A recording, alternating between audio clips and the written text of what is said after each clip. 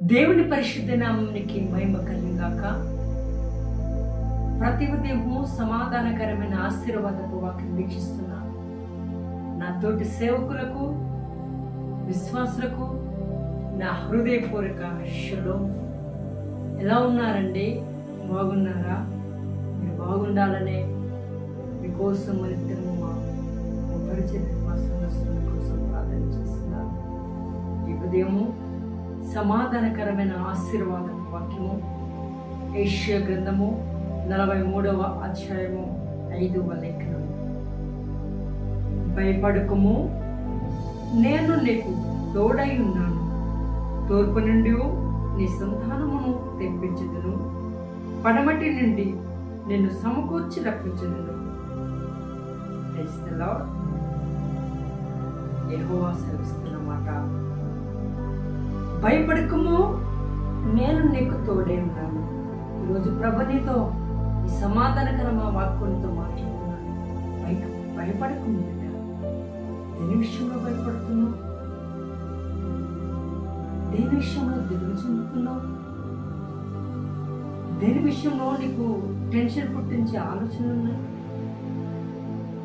ఇక్కడ యెషయాతో అంటున్న మాట యెహోవా, భయపడకుము, నేను నీకు తోడే ఉన్నాను. పడమటి దిక్కు, తూర్పున దిక్కు సంతానం తెప్పించేదని రప్పించదు. మనుషులు అంటున్నావచ్చు, ఇంకెన్ని సంవత్సరాలమ్మా పెళ్ళైంది, ఒక పిల్ల లేదు చెల్లెని అనుకుంటే, వాళ్ళు ఏదైనా ఫంక్షన్కి వెళ్ళినప్పుడు వాళ్ళు ఎదురవుతున్నట్టు నీకు భయం పుడుతుందా? వాళ్ళు ఎలా అంటున్నారు? ఆ మనిషి కనిపిస్తే నీకు భయం కలుగుతుందా? అమ్మాయి ఇంకేం అడుగుతుందో? ఎక్కడికి వెళ్తే అక్కడ ఆమె కనపడినప్పుడు నేను భయం పడుతుందా? బిడ్డ, నీ సంతానం నేను అభివృద్ధి చేస్తాను. తూర్పు నుండి నీ సంతానం అభివృద్ధి చేస్తాను, పడమటి నుండి నీ సంతానం తీసుకొస్తాను మాట్లాడుతున్నాను. ఈ వాక్యం ఏంటంటే, బిడ్డ,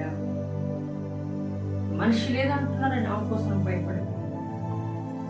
గర్భఫలం విషయంలో ఇంకా గర్భం నా తెరవబడలేదే, నా బంధువులు ఏమనుకుంటారో, నా చుట్టుపక్కల వాళ్ళు ఏమనుకుంటారో, నా భర్త వాళ్ళ రిలేటివ్స్ వాళ్ళు నా గురించి ఏమడుగుతున్నారో, నా భర్తను, నా అత్తమామలతో ఏమడుగుతున్నారో, వాళ్ళే ఏం చెప్పట్లేదు, సైలెంట్గా ఉంటున్నారు, ఏం జరుగుతుందనే ఒక ఆలోచన అనే భయం నీలో పుడుతుందా? లేదు. రోజు ప్రభు అంటున్నారు, తూర్పు నుండి నీ సంతానం నేను అభివృద్ధి చేసేదను, పడమటి నుండి నిన్ను సమకూర్చదు. దేవునికి మహిమ. ఈరోజు నిజంగా దేవుడు దావీదు విషయంలో కూడా దేవుడు కార్యం జరిగించాడు. భయపడకమని చెప్పాడు దావీదు. ఈ సౌలు అయిన మామ ఈరోజు దావీదుని వెంటాడుతున్నప్పుడు భయపడలేదు. ఎందుకంటే యెహోవా తోడున్నాడు.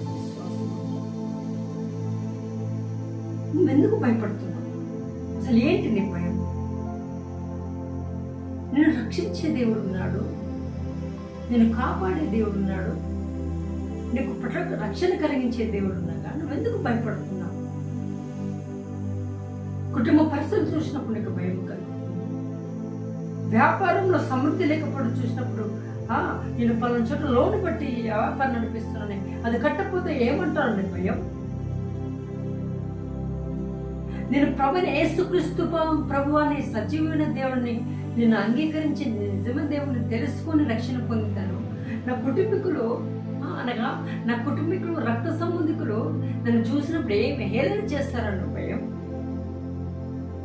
అయ్యో, నేను రోజు బాప్తిసం తీసుకున్నాను కదా, ఇన్ని రోజులు నా దోస్తులతో ఉన్నాను, నా ఫ్రెండ్స్తో ఉన్నాను, ఈరోజు నేను రక్షణ పొందాను, సజీవ దేవుడు తెలుసుకున్నాను, వాళ్ళు ఏమంటారో, కాలేజీకి వెళ్తే ఎవరేం మాట్లాడతారో, నా గురించి ఎవరేమి హేళన చేస్తారనే భయం. భయపడకము, నేను నీకు తోడే. అలా అనుకుంటే అలాంటి నూనె మొక్కిస్తాను. నీకు విరుద్ధంగా లేసిన ప్రతి ఆయుధము వర్తిల్లదు.